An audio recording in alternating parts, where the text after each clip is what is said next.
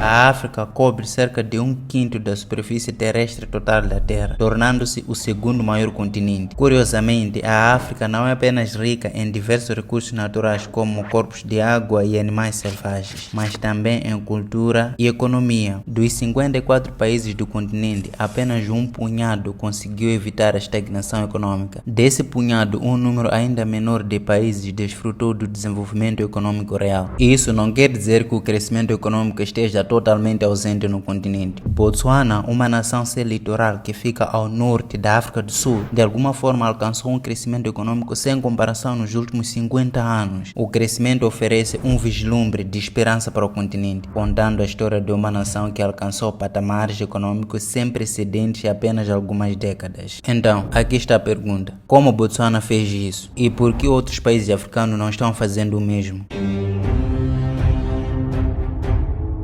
Estas são perguntas simples, mas a resposta é muito complexa. De 1965 a 1995, Botsuana registrou a taxa de crescimento econômico mais rápida do mundo. O sucesso espetacular de Botsuana confundiu muitos analistas, porque depois de garantir a independência em 1966, as expectativas de Botsuana eram um pouco promissoras. Afinal, Botsuana não tem litoral e, em média, o registro desses países é inexpressivo. Mas a geografia não era um único obstáculo ao desenvolvimento de Botsuana. O Botsuana independente sofria de uma grave escassez do capital humano. Embora seja independente da Grã-Bretanha há apenas 55 anos, Botsuana já viu muitos desenvolvimentos na política comercial. Entre 1966 e 1984, a economia do Botsuana dependia fortemente do setor primário, concentrando-se na mineração, agricultura e outros recursos naturais do país. Esta história do comércio internacional demonstra como o comércio beneficiou o Botsuana e também revela como o comércio internacional pode ter um efeito positivo nas economias em desenvolvimento em todo o mundo. Um estudo sugere que em 1965, 72,7% dos cidadãos do Botsuana com mais de 25 anos não tinham escolaridade formal. 24,6% se beneficiaram da educação primária e 0,1% dos cidadãos com mais de 25 anos concluíram o ensino superior. 0,1%. Esses números chocantes evocam uma imagem mais deprimente ao articular que apenas 22 pessoas no país eram universitárias e 100 haviam concluído o ensino médio. Em contraste, a Zâmbia tinha 10 vezes mais graduados do ensino médio e Uganda 70 vezes mais. Além disso, ao contrário de outras colônias, os investimentos britânicos em Botsuana eram marginais e quando o governo colonial saiu, Botsuana tinha apenas 12 km de estradas. Apesar desses obstáculos, Botsuana tornou-se um farol de esperança na África. Dissecar a história de Botsuana revela que a qualidade de suas instituições pré-coloniais pode lançar luz sobre seu sucesso pós-colonial. No Botsuana pré-colonial, os mecanismos criados pela tribo Tswana funcionavam como um balurde contra a tirania. Em relação a outras tribos, suas instituições pré-coloniais buscavam limitar a autoridade dos chefes. Como resultado, em comparação com outros grupos étnicos na África, a cultura do Tswana fomentou a dissidência. Além disso, no Botsuana pré-colonial, os direitos de propriedade privada e comunal coexistiam. Por exemplo, a terra desocupada, que era abundante, servia a uma função comunal, embora o chefe se reservasse o direito aos membros da sua tribo para fins agrícolas. Em 1965, a economia do Botsuana era dominada pela pecuária, que era majoritariamente gerida pelos próprios chefes e pelo pequeno grupo de agricultores ricos. Estes serviram como a espinha dorsal para a possibilidade do sucesso pós-colonial, mas em última análise, tudo se resumiu à sorte de ter um grande primeiro presidente. Seretse Khama passou a vida na busca de estabelecer um Botsuana estável e democrático. Ele poderia facilmente ter usurpado o poder, explorar o seu povo ou se tornar um ditador, como muitos outros líderes africanos fizeram após a independência. Mas através de uma série de políticas, ele colocou o Botsuana em um curso de prosperidade econômica e social, incluindo a retirada lenta do poder oficial dos chefes e em direção ao Estado, tornando-se a identificação tribal menos importante. Porque afinal de contas, por que deve haver divisão dentro do país? Ele inclui a todos em tudo. Isso, juntamente com apenas seguir o ensino de Setswana e inglês nas escolas, diferente de outras nações africanas que são forçadas a se comunicar e ensinar em francês, por exemplo. No Botsuana foi diferente e isso moldou uma população muito diversificada em um único povo unificado. As instituições tribais Tswana também eram muito inclusivas, não excluindo estrangeiros ou de outras etnias de participação. Todos esses fatores permitiram que Botsuana evitasse em grande parte os problemas étnicos, tribais e culturais extremos que atormentaram a África há séculos. Quase imediatamente após a independência, o Botsuana tinha sistemas democráticos fortes e estáveis. A descoberta do primeiro grande depósito de diamantes foi no território da tribo do presidente Seretse Khama. No entanto, Khama tomou uma decisão extremamente importante e moral. Ele investiu todos os direitos minerais do subsolo ao Estado, em grande parte às custas da sua própria tribo. Isso significava que toda a mineração de diamantes deveria ser feita pelo Estado e as receitas seriam então usadas na construção do Estado e na centralização política. Eventualmente, seria descoberto que o Botsuana está sentado no topo da segunda maior reserva de diamantes do mundo e eles são da melhor qualidade. Juntamente com uma população de 2,3 milhões de pessoas, é fácil ver a enorme riqueza de recursos à disposição do Botsuana. Com toda essa receita investida no governo para ser usada para o desenvolvimento, essa é particularmente a razão das excelentes estatísticas educacionais do Botsuana. Com a quarta maior taxa de alfabetização da África, 91% das taxas de educação infantil e algumas das melhores infraestruturas de toda a região. A riqueza do diamante também solidificou a estabilidade política, pois a enorme abundância de receita gerada tornou a perspectiva de qualquer jogo de poder mais arriscado, pois o status quo já era muito lucrativo. Então, se as instituições são tão importantes, por que falharam em induzir o crescimento econômico do Botsuana pré-colonial? O problema é que muitas vezes ignoramos as distinções entre instituições políticas e econômicas. As instituições políticas possibilitam o crescimento, enquanto as instituições econômicas promovem o crescimento. Ou seja, as instituições políticas podem promover o crescimento ao sair do caminho dos atores privados e ao proteger a acumulação pacífica de capital de ladrões privados e ladrões do governo. Para que as instituições políticas sejam frutíferas, elas devem impedir a expropriação de recursos pelo Estado e parar de roubar do povo. Por outro lado, se o crescimento é inexistente devido à natureza privada das instituições econômicas, a proteção da propriedade privada não é especialmente frutífera em termos de crescimento. As instituições econômicas no Botsuana pré-colonial eram relativamente improdutivas, pois as instituições políticas têm pouco poder explicativo devido à produtividade limitada. Assim, as instituições políticas são um melhor preditor de crescimento na era pós-colonial. Imediatamente após a independência, o Botsuana testemunhou o crescimento dos setores agrícola, mineiro e à medida que a economia se modernizou, a natureza relativamente benigna das instituições políticas históricas do Botsuana tornou-se crucial e refletiu-se no compromisso do governo com os investidores. Como o risco de expropriação era baixo, os empresários tinham um incentivo para investir. A lógica da história é que na era pré-colonial as instituições econômicas falharam em maximizar os frutos das transações econômicas e, como tal, as instituições políticas foram menos eficazes em cultivar o crescimento, considerando que seu papel principal é possibilitar o crescimento criando um ambiente econômico previsível. Em um esforço para aumentar a diversificação da economia, o país adotou sua primeira política de desenvolvimento industrial PDI em 1984. O PDI implementou políticas de industrialização de substituição de importações, fornecendo o ímpeto inicial para o desenvolvimento industrial em Botsuana e tornando-se a premissa subjacente da política industrial de Botsuana e subsequentes planos de desenvolvimento nacional. Embora Botsuana tenha empregado o IDP por 14 anos, o plano colocou problemas significativos para o país. O principal problema com o IDP era que se concentrava principalmente na proteção da indústria para o mercado doméstico e tinha pouco impacto no relacionamento de Botsuana com o mercado internacional. Então, para combater essas questões, Botsuana lançou um segundo IDP em 1998. A nova política adotou uma estratégia de crescimento liderada pelas exportações, criando um incentivo para o desenvolvimento do setor privado de industrialização do país. Esta política orientada para a exportação foi fortalecida pela adoção da Estratégia Nacional de Exportação do Botsuana em 2010 e do Plano Visão 2016 do país, ambos os quais promoveram acordos comerciais ativos com parceiros internacionais. A nação demonstrou o compromisso de continuar investindo na industrialização. Segundo Julius Kilza, ao contrário de seus pares na África, o governo de Botsuana abordou a política econômica com prudência. Como Kilza postula, no Botsuana, como nas Maurícias, a ideologia do partido dominante, o Partido Democrático do Botsuana, era o desenvolvimentismo. O BDP adotou uma ideologia econômica pragmática. Face às poupanças limitadas para o desenvolvimento nacional, o BDP convidou o capital estrangeiro a investir no Botsuana. Mais importante, as receitas da riqueza mineral não foram roubadas. Eles foram canalizados para instituições produtivas, graças ao desenvolvimento tanto de políticos quanto de burocratas. Além disso, o governo de Botsuana rejeitou os sentimentos anti-brancos que proliferaram em toda a região na década de 1970. Botsuana acolheu de bom grado refugiados da África do Sul e do Zimbábue, que deram uma contribuição significativa para a economia. Scott argumentava que outras nações poderiam ter sido como Botsuana se tivessem líderes melhores. Abre aspas. Todas as nações africanas poderiam ter se tornado como Botsuana, mas a maioria dos líderes recém-eleitos escolheu o caminho de reforma, que não conduziu ao desenvolvimento de longo prazo. Khama, por outro lado, tomou boas decisões políticas durante a transição pós-colonial do Botsuana. A sábia escolha feita por Khama manteve Botsuana em um caminho de crescimento por mais de 30 anos. Fecha aspas. Uma nação de mais de 2,35 milhões de pessoas, Botsuana é o lar de uma vibrante força de trabalho de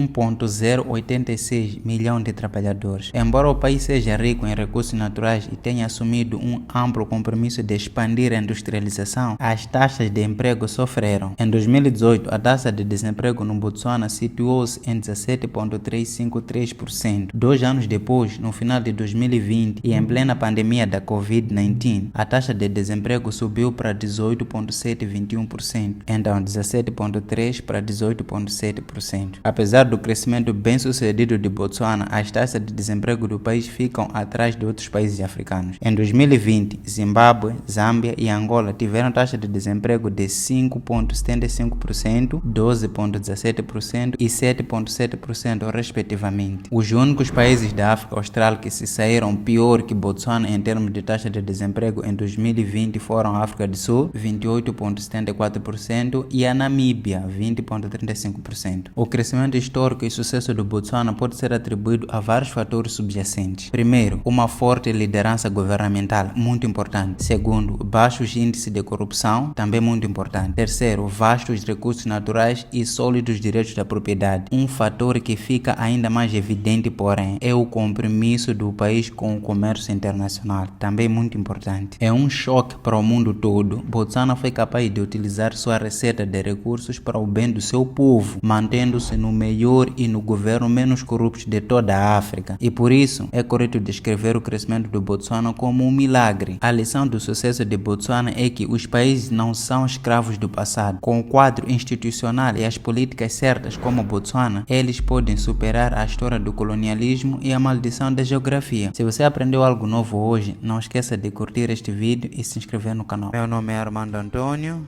e te vejo no próximo vídeo. Tchau!